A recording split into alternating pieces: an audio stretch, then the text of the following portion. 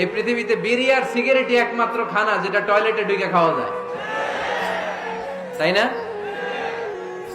পৃথিবীতে সিগারেট আর বিড়ি একমাত্র খাবার। রাগ করবেন না, যারা খান রাগ করেন না, আবার একটু কমন সেন্সটা কাজে লাগানোর জন্য, চিন্তার জন্য বলতেছি। এটাই পৃথিবীর একমাত্র খাবার যেই খাবারের গায়ে এই খাবারের বদনাম লেখা থাকে, স্মোকিং কজেস ক্যান্সার। ধূমপান কর্কট রোগের কারণ, ধূমপান স্বাস্থ্যের পক্ষে ক্ষতিকারক লেখা থাকে না? আচ্ছা ধরেন ফরিদপুরের একটা কোম্পানি নতুন চানাচুর বের করছে, ওই চানাচুরের গায়ে লেখা এই চানাচুর খাওয়ার 1 ঘন্টার মধ্যে বমি শুরু হবে আর ডায়রিয়া হবে। খাবেন? কি কইবেন? তুই খা। দোকানদারে কি কইবেন? তুই খা, তোর বমি হোক, তোর 14 গোষ্ঠীর ডায়রিয়া হোক, আমি টাকা দিয়ে এগুলো কিনবো না, ঠিক কিনা?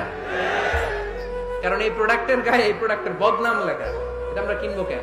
কিন্তু সিগারেটের উপরে সিগারেটের বদনাম লেখা থাকার পরও আমরা খাই, টয়লেটে বসে খাই।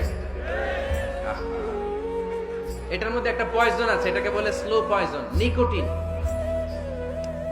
এটা আপনার লাং ফুসফুসকে শেষ করে দিবে, স্লো পয়জন।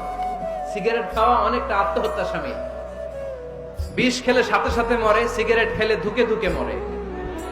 আর সিগারেট থেকে হিরোইন, গাঁজা, ফেন্সিডিল, ইয়াবা, ম্যারিজুয়ানার পথে মানুষ পথ বাড়ায়, পা বাড়ায়, তাই না? এগুলো খাবেন না।